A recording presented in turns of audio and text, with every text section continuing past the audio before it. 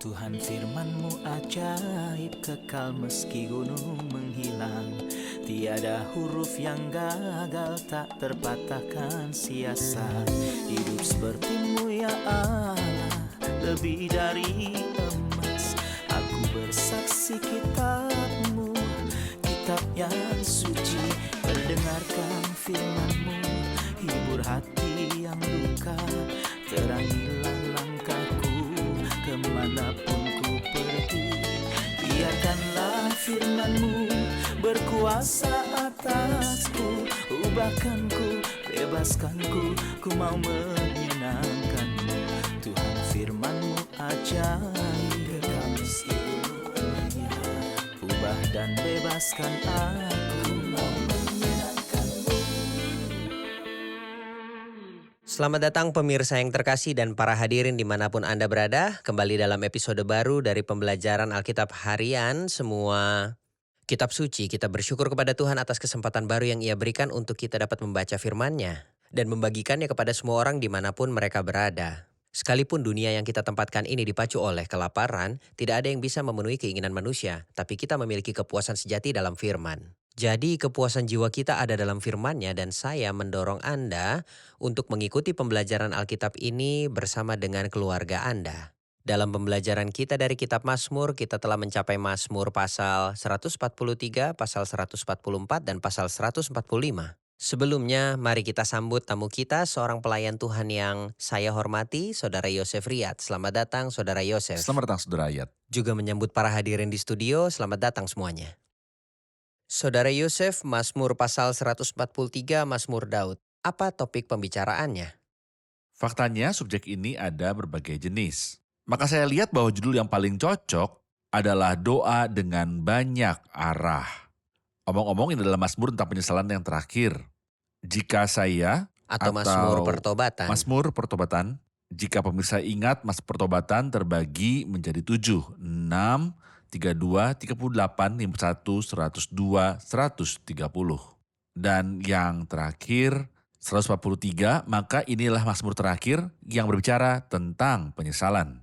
Mazmur ini indah, faktanya ini memiliki banyak arah, meminta banyak hal. Dan ini bagus, setiap hal yang kita khawatirkan juga menimbulkan kekhawatiran pada Tuhan.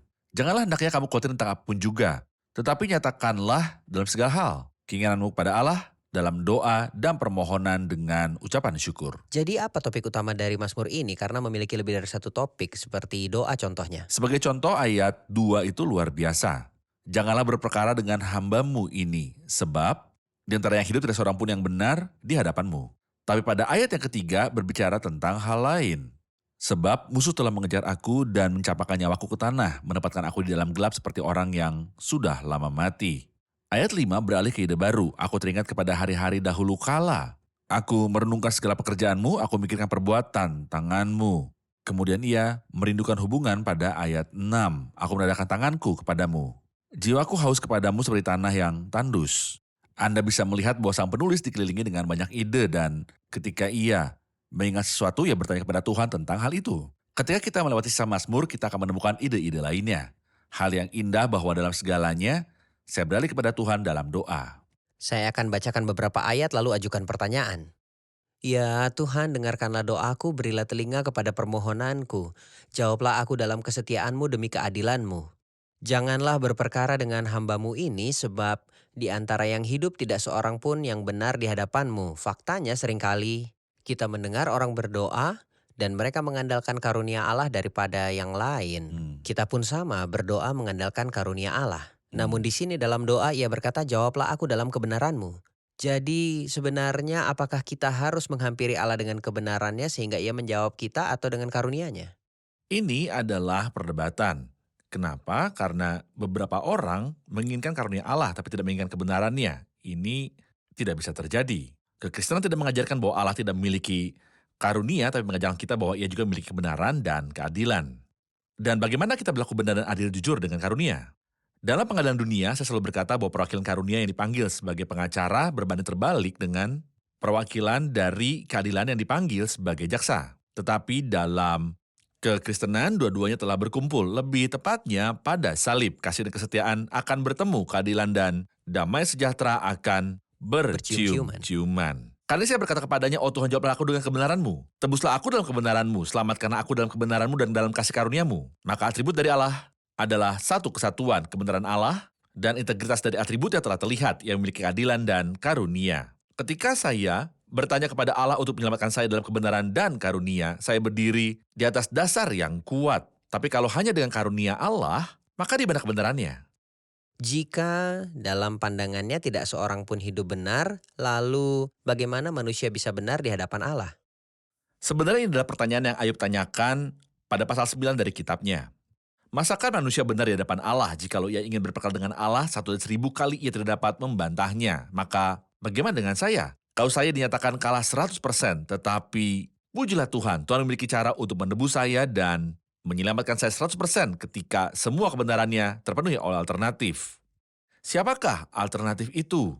Tuhan Yesus Kristus. Mengapa Kristus datang dalam bentuk manusia? Kenapa ia mati di atas kayu salib agar ia bisa menjadi alternatif? Sebab juga Kristus telah mati sekali untuk segala dosa kita. Ia yang benar untuk orang yang tidak benar supaya ia membawa kita kepada Allah.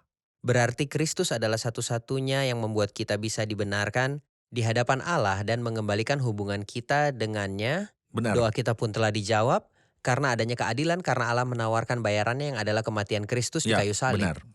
Saya ingat ayat 5 ketika ia berkata, aku teringat kepada hari-hari dahulu kala aku merenungkan segala pekerjaanmu dan memikirkan perbuatan tanganmu. Di sini ia mengatakan hari dahulu kala, peranan masa lalu dan zaman dahulu. Dalam mengingat Tuhan dan mengeluarkan doa dan keluhan kita kepada Dia. Tentang hari dahulu dan pekerjaan Tuhan pada masa lalu, apa dampaknya pada kita? Ketika mengingat pekerjaan Tuhan pada masa lalu, maka masa lalu adalah kaca untuk melihat ke masa depan. Nyanyian pujian yang indah berkata, kita mengingat kebaikan-Mu, karena itu terjadi lagi. Tuhan telah menunjukkan karunia pada masa lalu. Lalu apa yang berubah dalamnya? Maka Tuhan bisa menunjukkan karunia-Nya lagi pada kita. Umatnya memiliki jumlah yang banyak berdasarkan pengalaman mulai dari ketika Dia menyelamatkan umatnya dari Mesir. Dan berjalan bersama mereka di padang gurun selama 40 tahun. Kaki mereka tidak rusak, kaki mereka tidak lelah. Mereka mendapatkan makanan tiap harinya. Makanan dalam jumlah besar. 2 juta orang membutuhkan makanan setiap harinya. Dari mana mereka mendapatkan makanan? Musa berkata kepada Tuhan bahwa ikan di laut tidak cukup untuk mereka. Bagaimana mereka semua dapat makan? Tuhan menyertai mereka selama 40 tahun dan nanti di tanah perjanjian, Ia memberikan mereka kota yang akan mereka nikmati hasilnya. Maka orang-orang ini memiliki kenangan tentang kesepakatan Tuhan. Dan menurut saya bahwa kita juga harus memiliki banyak kenangan tentang kesepakatan Tuhan, setidaknya salibnya. Baik. Ketika kita mengingat kematian atas kayu salib, kita mengingat karunia dan kasih Allah. Maka kita harus selalu mengingat masa-masa yang telah kita lalui, penyertaan Tuhan kepada kita dalam segala situasi. Kita rehat sejenak lalu kembali untuk melanjutkannya. Pemirsa terkasih, kita akan bertemu kembali setelah jeda berikut. Daud menyampaikan kebangkitannya dan meminta pertolongan. Ia tidak mempunyai rintangan yang mencegahnya dari membuka hatinya sepenuhnya untuk Tuhan. Ia menghampiri Tuhan berdasarkan kasih-Nya dan kebenaran-Nya dan meminta Tuhan untuk jawaban. Bukankah itu yang seharusnya orang percaya lakukan ketika mereka berdosa? Saya harap kita belajar bagaimana bisa berdoa seperti Daud. Kita menghampiri Tuhan berdasarkan kesetiaan-Nya dan kebenaran-Nya. Berkuasa atasku, ubahkanku, bebaskanku, ku mau menyenangkanmu. Tuhan firman-Mu ajaib, kekal seluruhnya. Ubah dan bebaskan aku, mau menyenangkanmu. Pemirsa terkasih, kita kembali untuk melanjutkan pembelajaran kita dalam kitab Mazmur pasal 143 dan sekarang kita menerima pertanyaan dari para hadirin. Silakan.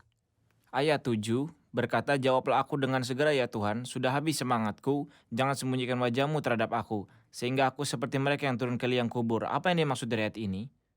Apa maksudnya sudah habis semangatku? Apakah roh bisa gagal? Tentu saja roh tidak akan bisa gagal, tapi kalau kita melihat konteks dari pasal ini, apa yang sedang dibicarakan? Ayat 3, sebab musuh telah mengejar aku dan mencapakan nyawaku ke tanah. Menempatkan aku di dalam gelap seperti orang yang sudah lama mati.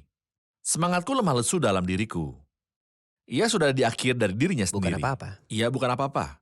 Ia sadar, menurut saya ketika ia dihadapkan kepada banyak pencobaan bahwa ia merasakan bahwa ia bukan apa-apa.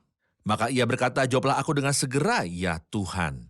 Kemudian ia mohon pada Tuhan dengan berkata, jangan sembunyikan wajahmu terhadap aku.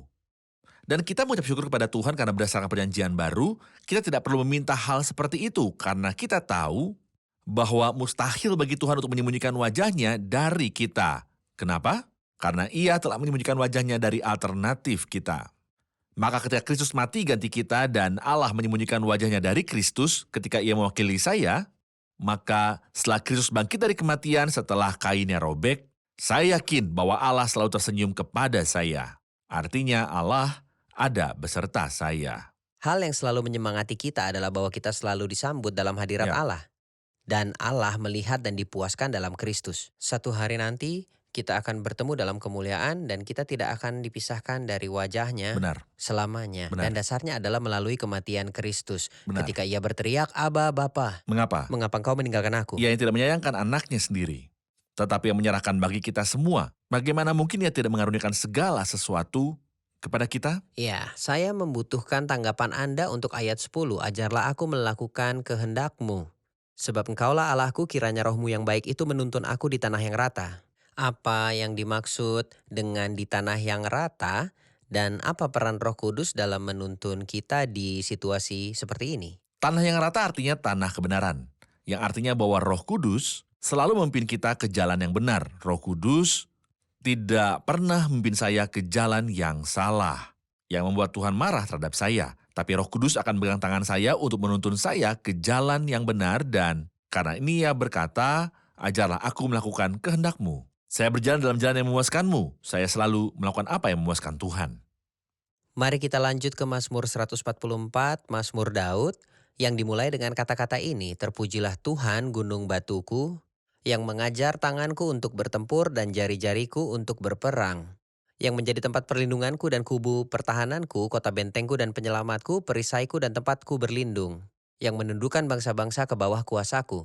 Ya Tuhan, apakah manusia itu sehingga engkau memperhatikannya, dan anak manusia sehingga engkau memperhitungkannya? Manusia sama seperti angin, hari-harinya seperti bayang-bayang yang lewat. Kata-kata ini dimulai dengan memuji Tuhan yang adalah gunung batuku, yang mengajar tanganku untuk bertempur. Perang yang mana yang Mazmur ini maksudkan? Tentang perang yang sesungguhnya, pada perjanjian lama perang itu nyata bagi kita, seperti yang kita ketahui dari Rasul pada Efesus pasal yang ke-6, peperangan kita bukanlah melawan musuh kedagingan, kita tidak memiliki musuh secara fisik. Akibatnya senjata yang kita gunakan bukanlah senjata jasmani. Tapi apakah kita memiliki peperangan? Ya, peperangan rohani. Dan sangatlah penting untuk berkata pada Tuhan, bukan hanya Engkau memberikan kita selalu baju zirah, tapi juga melatih tangan kita untuk peperangan dan jari-jari kita untuk bertempur. Saya ingat ayat yang indah dari nyanyian Salomo pasal 3 yang berkata, lihatlah, itulah Joli Salomo dikelilingi oleh 60 pahlawan dari antara pahlawan-pahlawan Israel. Semua membawa pedang terlatih dalam perang. Hal yang baik bahwa secara roh saya memegang pedang yang adalah firman Allah. Tapi apakah saya mengetahui bagaimana cara menggunakan firman Allah? Semua membawa pedang terlatih dalam perang, artinya adalah saya mengetahui ketika seseorang bertanya kepada saya untuk membuka Alkitab dan menjawab dia dari Alkitab seperti yang Kristus lakukan. Ini adalah pedang dari roh yang adalah firman Allah. Hal yang baik bahwa Anda menyinggung dalam perjanjian baru, peperangan rohani dan baju zirah adalah roh yang merupakan firman Ya. Allah. Ya. Dan kita tidak memiliki musuh jasmani, Tentu. sedangkan peperangan kita hanyalah secara rohani. Kita tidak bergumul atau bertarung dengan musuh-musuh kita. Benar. Dalam Mazmur ini juga di ayat ke-5, ya Tuhan tekukanlah langitmu dan turunlah, sentuhlah gunung-gunung sehingga berasap. Lontarkanlah kilat-kilat dan serakkanlah mereka. Seringkali kita mendengar beberapa orang percaya bernyanyi tekukanlah langitmu. Dan turunlah, sebuah undangan untuk turun kembali dalam wujud yang cerah dan dengan amarah juga balas dendam. Turun kembali mana yang dimaksud, kapan ini akan terjadi dan siapa yang dimaksud? Pertanyaan bagus, kita tahu bahwa kita menunggu kedatangan Tuhan. Ia bisa datang kapan saja. Tapi ia akan datang untuk mengejar yang tertinggal. Dan ini bukan subjek dari ayat ini. Tapi ketika ia datang untuk membawa kita, ini untuk menyelamatkan orang percaya dari kegeraman yang akan datang. Tapi selama masa kesengsaraan, orang saleh akan ada dalam situasi yang sangat sulit, di mana mereka akan menjeritkan doa ini dan berkata, "Ya Tuhan, teguhkanlah langitmu dan turunlah." Atau seperti Yesaya pasal 64, "Sekiranya engkau mengoyakkan langit dan engkau turun sehingga gunung-gunung goyang di hadapanmu." Ini muncul dan akan terjadi kira-kira 7 tahun setelah mengejar yang tertinggal. Tuhan akan datang dengan kekuatan dan keagungan untuk menghancurkan semua musuh dan untuk menunjukkan kerajaannya. Dan menurut saya ayat 5-11 berbicara tentang kedatangan Tuhan untuk memusnahkan musuh. Kemudian dari ayat 12 sampai akhir pasal ini berbicara tentang sekilas dari orang-orang bahagia ketika yang baik ditunjukkan ke seluruh dunia ketika Tuhan bertahta atas dunia. Tolong berikan tanggapan Anda tentang orang-orang yang berbahagia ketika Tuhan bertata atas dunia dari ayat yang Dikatakan, ke-12. "Semoga anak-anak lelaki kita seperti taman tanaman yang tumbuh menjadi besar pada waktu masa mudanya. Dan anak-anak perempuan kita seperti tiang-tiang penjuru yang dipahat untuk bangunan istana. Semoga gudang-gudang kita penuh, mengeluarkan beraneka ragam barang, banyak barang yang bagus. Semoga kambing domba kita menjadi beribu-ribu, berlaksa-laksa di padang kita. Bagus. Semoga lembu sapi kita sarat, semoga tidak ada kegagalan dan tidak ada keguguran dan tidak ada jeritan di lapangan-lapangan kita." Artinya adalah kerajaan yang damai dan aman, tidak ada teroris, tidak ada penculikan, tidak ada sengsara seperti yang kita lihat sekarang. Mengapa tidak dikatakan kerajaan zaman ini Karena sudah penderitaan tersedia ada sekarang? pada zaman ini sangatlah buruk dari yang kita lihat ketika contohnya seseorang diculik dan harus ditebus dengan ratusan juta untuk mengembalikannya, sementara dia tidak mampu untuk menebusnya. Sebenarnya ini sangat menyedihkan. Di mana keadilan hari-hari ini? Di manakah keamanan hari-hari ini? Di mana kebaikan hari-hari ini? Orang meninggal karena sakit penyakit. Tidak. Kerajaan bahagia adalah waktunya untuk pemulihan segala hal ketika terjadi hari-hari berkat, kenyamanan, dan sukacita. Dan nubuat terjadi berdasarkan deskripsi hari-hari ini. Seperti yang dikatakan oleh Yesaya, tetapi juga oleh nabi-nabi yang lain. Ia melanjutkannya dengan berkata, semoga tidak ada kegagalan dan tidak ada keguguran dan tidak ada jeritan di lapangan-lapangan kita. Tidak ada jeritan. Jalan kita penuh dengan kejahatan, penyerangan, dan jeritan. Ketika damai menguasai bumi di Tidak bawah ada hal kerajaan tersebut. Kristus. Semoga Benar. tidak ada kegagalan dan keguguran dan tidak ada jeritan di lapangan-lapangan kita. Berbahagialah bangsa yang demikian keadaannya, berbahagialah bangsa yang Allahnya ialah Tuhan. Tuhan. Kita rehat sejenak Benar. dan kembali untuk melanjutkannya. Pemirsa terkasih, kita akan bertemu kembali setelah jeda berikut ini. Ubahkanku, bebaskanku, ku mau menyenangkanmu. Tuhan firman-Mu ajaib, kami seluruhnya. Ubah dan bebaskan aku, mau menyenangkanmu. Pemirsa yang terkasih, kita kembali untuk melanjutkan pembelajaran kita dan sekarang kita masuk kepada Mazmur 145. Saudara Yosef, apa topik dari Mazmur 145 puji-pujian Daud? Saya akan beri judul pujian kepada Tuhan dari semua generasi. Artinya Allah layak dipuji. Dan ada banyak alasan untuk memuji Allah. Beberapa disebutkan dalam Mazmur indah ini. Contohnya, besarlah Tuhan dan sangat terpuji. Dan kebesarannya tidak terduga. Kemudian angkatan demi angkatan akan memegahkan pekerjaan-pekerjaanmu. Pekerjaannya adalah luar biasa. Dan akan memberitakan keperkasaanmu. Ia sangat perkasa. Semarak kemuliaanmu yang agung dan perbuatan-perbuatanmu yang ajaib akan kunyanyikan. Karyanya sangat luar biasa. Kekuatan perbuatan-perbuatanmu yang dahsyat akan diumumkan mereka dan kebesaranmu hendak kuceritakan. Ia sangat perkasa. Peringatan kepada besarnya kebajikanmu akan dimasyurkan mereka, karyanya penuh kebaikan. Dan tentang keadilanmu mereka akan bersorak-sorai. Perbuatannya adil, maka apakah atribut ini layak dipuji? Ya. Dan umatnya yang sudah kita baca, diberkatilah mereka yang mengetahui suara pujian. Berbahagialah mereka yang Allahnya ialah Tuhan, harus menyanyikan pujian seperti itu untuk mengingat kehebatan Tuhan dan atributnya. Ayat 8 berkata, Tuhan itu pengasih dan penyayang, panjang sabar dan besar kasih setianya. Tuhan itu baik kepada semua orang dan penuh rahmat terhadap segala yang dijadikannya, karena Tuhan itu baik kepada semua orang. Dan penuh rahmat terhadap segala yang dijadikannya. Jadi bagaimana seseorang bisa menikmati rahmat Tuhan? Faktanya Tuhan itu baik kepada semua orang. Ia tidak pernah memilih orang tertentu, negara tertentu, ras atau etnis. Tentunya tidak. Titus 2 ayat 11 berkata, karena kasih karunia Allah yang menyelamatkan semua manusia sudah nyata. Ya, Tuhan mencintai semua orang karena begitu besar kasih Allah akan dunia ini. Tapi ia menghususkan cara untuk menikmati kebaikan dan rahmat-Nya. Apakah itu? Agar semua orang yang percaya tidak binasa, melainkan memperoleh hidup yang kekal. Anda ingin menikmati kebaikan Allah, ini tersedia, tapi melalui cara yang Allah telah tetapkan. Ketika Kristus berkata, akulah jalan, kebenaran, dan hidup, tidak ada yang bisa datang kepada Bapa selain melalui aku. Jika Anda menolak untuk melakukan cara Allah, maka bukan Allah yang tidak baik. Bukan Ia menolak Anda, Ia tidak menolak Anda. Anda yang menolak Allah dan segala jalannya. Jadi Anda harus lakukan tanggung jawab Anda. Baik, meski karunia-Nya untuk semua orang, namun hanya orang tertentu yang menerima Kristus yang menikmati karunia-Nya. Benar. Saudara Yosef, dimulai dari ayat 14, Tuhan itu penopang bagi semua orang yang jatuh dan penegak bagi semua orang yang tertunduk. Mata sekalian orang menantikan engkau dan engkau pun memberi mereka makanan pada waktunya. Saya butuh mendengar sesuatu yang membangun dari Anda untuk semua yang melihat dirinya berdasarkan 2 ayat ini, mereka yang terjatuh dan yang tertunduk. Faktanya ketika Tuhan datang, itu adalah mereka. Roh Tuhan ada padaku, oleh sebab Ia telah mengurapi aku, untuk menyampaikan kabar baik kepada orang-orang miskin, untuk menyembuhkan yang patah hati, untuk memberikan pembebasan kepada orang-orang tawanan, untuk membebaskan orang-orang tertindas. Dan di sini pemazmur meningkatkan kehebatan dari atribut Allah dan kebaikannya. Dikatakan, Tuhan itu penopang bagi semua orang. Yang jatuh, kata semua orang itu indah. Dan mengingatkan kita tentang Mazmur 103, Tuhan menjalankan keadilan dan hukum Semua orang. yang diperas. Maka Tuhan penopang bagi semua orang yang jatuh dan penegak. Bagi semua orang yang tertunduk, mata sekalian orang menantikan engkau. Dan engkau pun memberi mereka makanan pada waktunya. Lagi ia mengatakan kepada kita bahwa Tuhan tidak bias, tidak berpihak atau fanatik. Tapi Rasul Petrus berkata di Kisah Para Rasul 10, Allah tidak membedakan orang. Setiap orang dari bangsa manapun yang takut akan Dia dan yang mengamalkan kebenaran berkenan kepadanya. Allah memberikan kebaikannya kepada semua orang.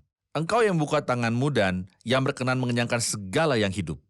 Bahkan ketika Ia menerbitkan matahari, Ia tidak membatasinya hanya untuk mereka yang mengucap syukur padanya dan bukan untuk yang lain. Sebaliknya, Ia menerbitkan matahari kepada para penindas dan orang bersyukur. Dan mengirimkan hujan bukan hanya untuk orang yang baik menyembah Dia, dan tidak pernah Ia memberikannya untuk semua, tetapi tidak semua meresponi Dia. Diberkatilah mereka yang meresponi kebaikan Tuhan, karunia Tuhan, dan berkat Tuhan. Baik, melanjutkan subjek ini di ayat 18, Tuhan dekat pada setiap orang yang berseru kepadanya, pada setiap orang yang berseru kepadanya dalam kesetiaan. Ayat 19, Ia melakukan kehendak orang-orang yang takut akan Dia, mendengarkan teriak mereka, minta tolong dan menyelamatkan mereka. Apa maksudnya Ia melakukan kehendak orang-orang yang takut akan Dia? Saudara ayat, apakah kita bisa menghubungkan ayat 19 dengan ayat 10 dari Mazmur 43, ajar aku untuk melakukan kehendak-Mu. Sebagai orang percaya yang memuaskan Allah, ajar aku untuk melakukan kehendak-Mu. Dan di sini dikatakan bahwa Tuhan akan memenuhi kehendak mereka yang takut padanya. Maka ketika Anda adalah orang yang takut akan Tuhan, akibatnya adalah Tuhan memuaskan Anda. Kita telah belajar sebelumnya keinginan Mazmur yang berkata tentang seorang yang takut akan Tuhan. Berbahagialah engkau dan baiklah keadaanmu. Aku akan memuaskanmu, istrimu akan menjadi seperti pohon anggur yang subur, anak-anakmu seperti tunas pohon zaitun. Aku akan memberkatimu dan melakukan apa yang memuaskanmu. Maka di sini Tuhan akan memenuhi keinginan mereka yang takut akan Dia. Ia juga akan mendengar tangisan mereka dan menyelamatkan mereka atau untuk menyelamatkan mereka. Kemudian ketika Anda memiliki kebaikan dan takut akan Tuhan, doa orang yang benar bila dengan yakin didoakan akan sangat besar kuasanya. Sebenarnya jika ada sesuatu dalam diri seseorang yang adalah umat Allah yang Tuhan tanggapi keinginannya atau kerinduannya atau Tuhan jawab doanya dan diselesaikan masalahnya, ia harus Ya. terlebih dahulu melakukan kehendak Tuhan. Benar. Ketika kita melakukan kehendak Tuhan, Tuhan melakukan apa yang memuaskan kita. Benar. Tuhan memberkati, kita telah sampai pada akhir episode, kita akan merekap dengan para hadirin. Apa yang kita pelajari pada episode hari ini? Apa yang menjadi penting bagi kita juga menjadi penting bagi Tuhan.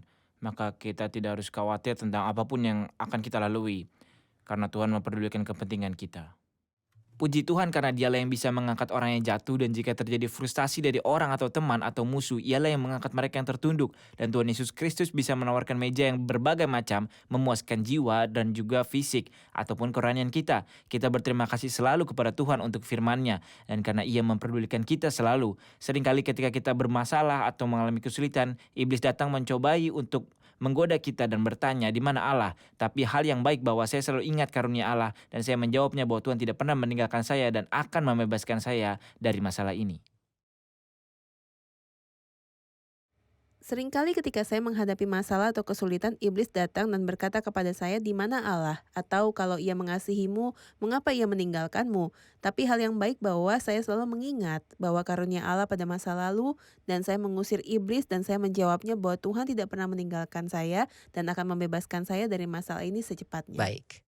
Saya sangat menyukai bahwa kehendak Kristus adalah saya menjadi miliknya dan bukan hanya memiliki kasih karunia dan pengampunannya beserta dengan saya, tetapi juga kebenarannya bagi kehidupan saya. Karunia dan kebenarannya menyertai. Baik.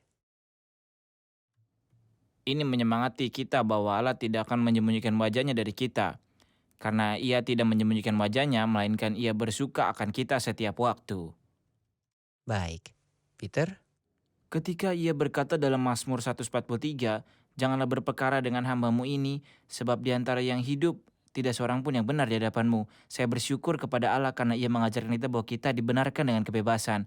Karena karunia-Nya melalui penebusan yang ada dalam Kristus Yesus. Tanpa Yesus Kristus tidak ada keadilan. Saya sangat bersyukur pada Allah karena berkat yang tak terukur. Terima kasih para hadirin, terima kasih Saudara Yosef. Tuhan Tuhan berkati memberkati. Anda. Pemirsa terkasih, kita selalu membutuhkan firman Allah dan mengingatkan bahwa Allah ada beserta kita. Jika Allah untuk kita, bagi kita, dan bersama kita, siapa yang bisa melawan kita?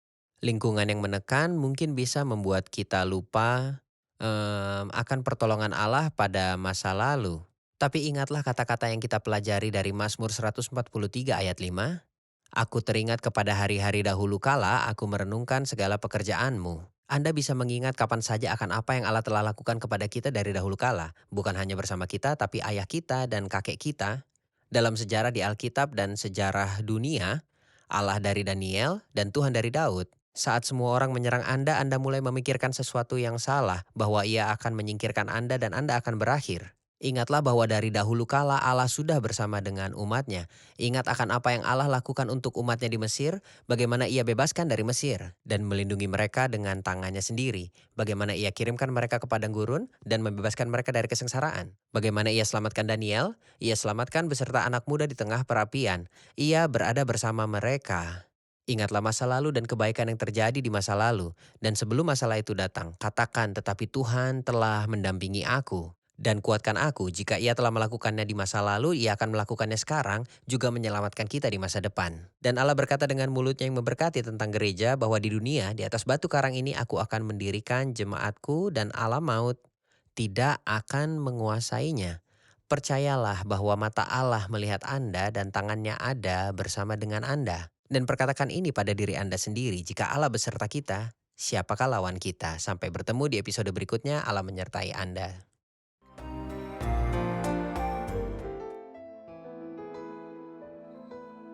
Tuhan firman-Mu ajaib, kekal meski gunung menghilang. Tiada huruf yang gagal, tak terpatahkan siasat.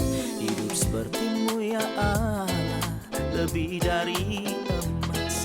Aku bersaksi kitab-Mu, kitab yang suci. Mendengarkan firman-Mu, hibur hati yang luka. Terangilah langkahku kemanapun ku pergi. Biarkanlah firman-Mu berkuasa atasku. Ubahkanku, bebaskanku, ku mau menyenangkan-Mu. Tuhan firman-Mu ajaib,